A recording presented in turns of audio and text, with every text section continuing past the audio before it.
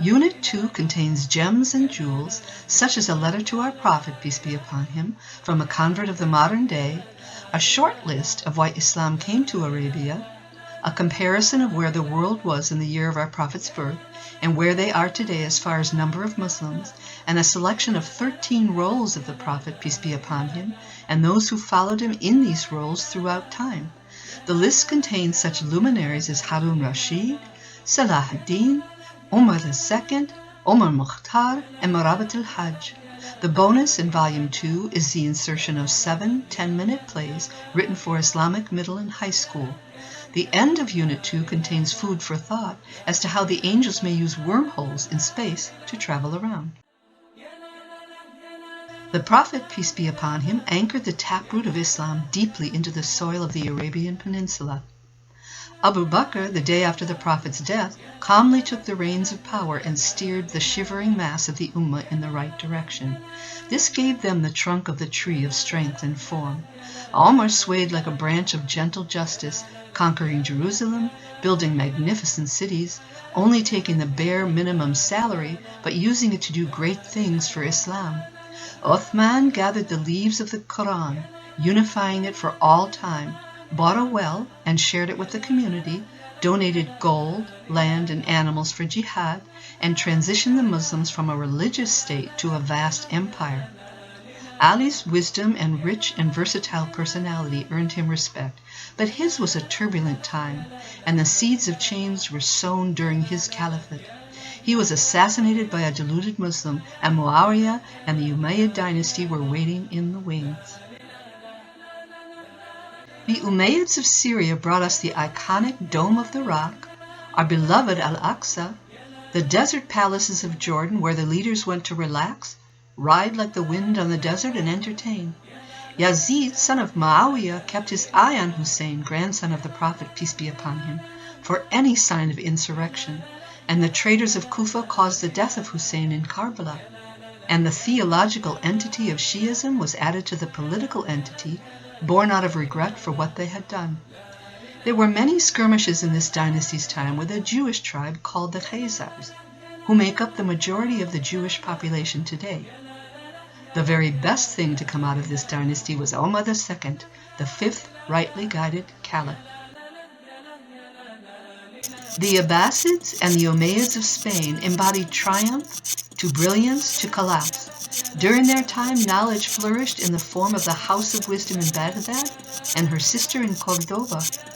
Much of what they discovered is still in use today. Their time was unparalleled in human history.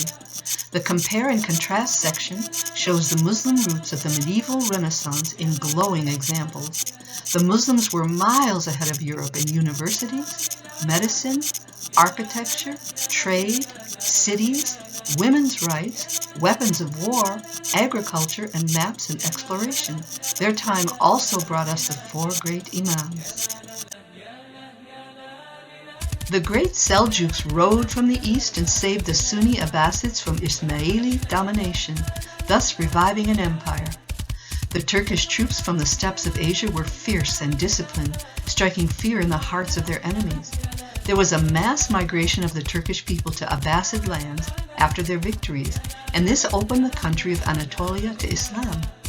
The Seljuks of Rome cast the seed of the Ottoman Empire through Osman, son of Ertugrul.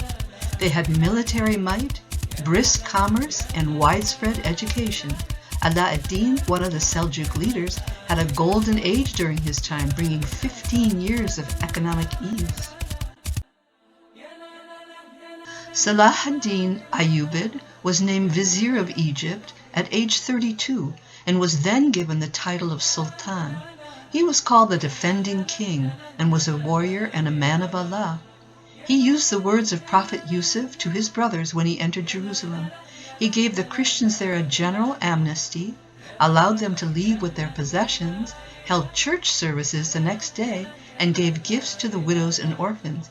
He was known by Muslims and non-Muslims alike as righteous of the faithful.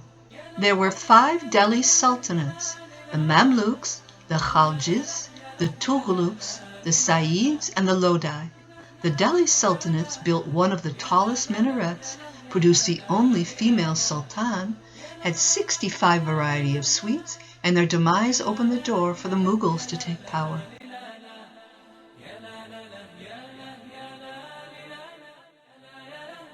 During the Nasrid dynasty, the city of Granada opened her doors to the Muslims as city after city fell to the Christian forces.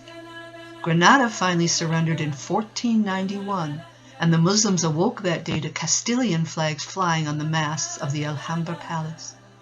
The Muslims were not expelled immediately, but were forced to convert to Christianity. Many did this for show, but practiced Islam underground. They were finally all expelled in 1614. There is an amazing play in this section comparing the oppressed Uyghurs to the conquered Muslims of Spain. The enslavement of the Turks began with the 8th century Abbasids, the 9th century Fatimids, and the 10th century Ayyubids. They were to be procured and trained in science, art, the literature of cavalry, horsemanship, archery, and mounted combat. These young slaves would bond with their father masters. At a breathless pace, these Mamluks quickly became the masters. A famous woman of Islam, the Tree of Pearls, was the bridge from the Ayyubid dynasty to the Mamluk dynasty.